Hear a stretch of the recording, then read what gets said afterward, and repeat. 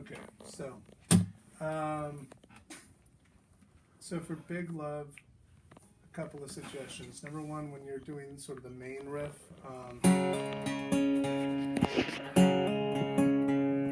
one suggestion is you keep the third finger down.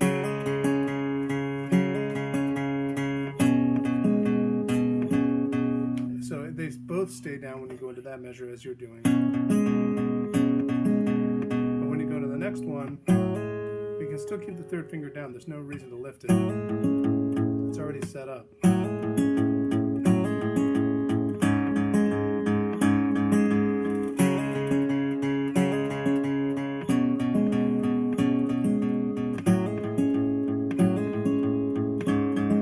So it's just less work if the third finger stays in place the whole time during that riff.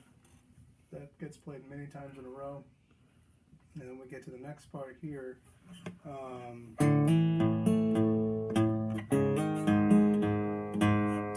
That all looked good. Something I wasn't always checking off to look for this is, when I'm doing a lot of these riffs, I'm using my index finger and then my middle finger. See this, the way I pick this? I put P, I, M down on the lowest three strings. I pluck the P and I part, hammer on, and then peel M away.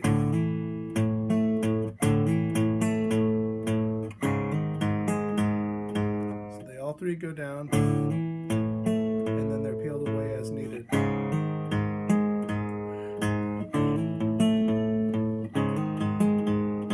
then the next part,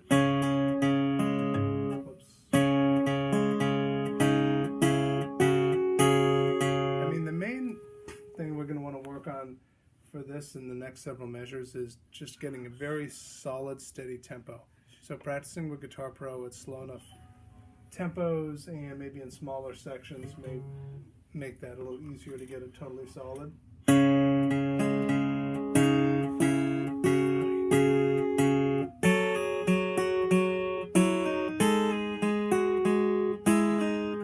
Actually, they have a 0 at the end there for the bass.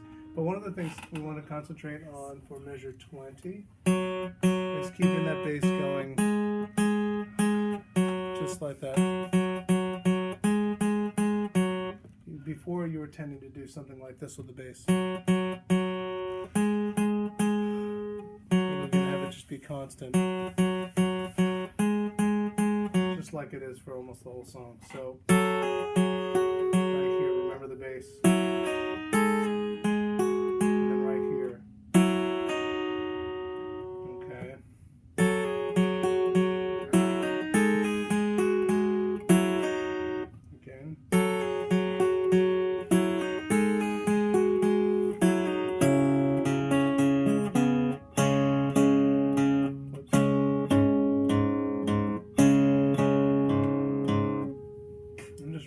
It's written. This part feels a little weird to do that twice, but I'm not going to worry about that too much right now. But for measure 21,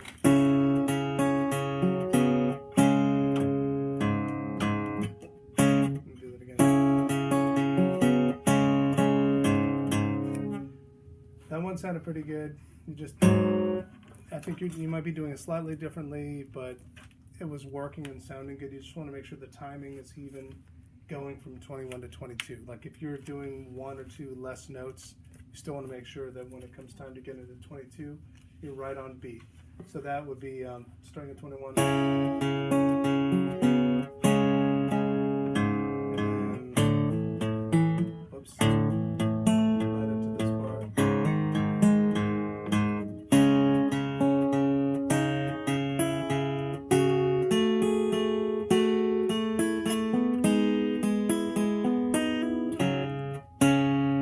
So that brings us to another tricky spot, which is measure 23 and 24.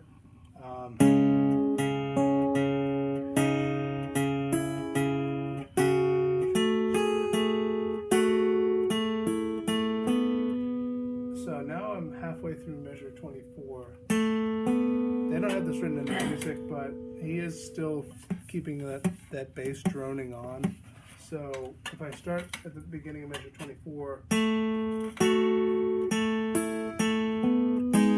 actually going to want to hit a bass note on the third beat of measure 24. So again, starting at the beginning of 24.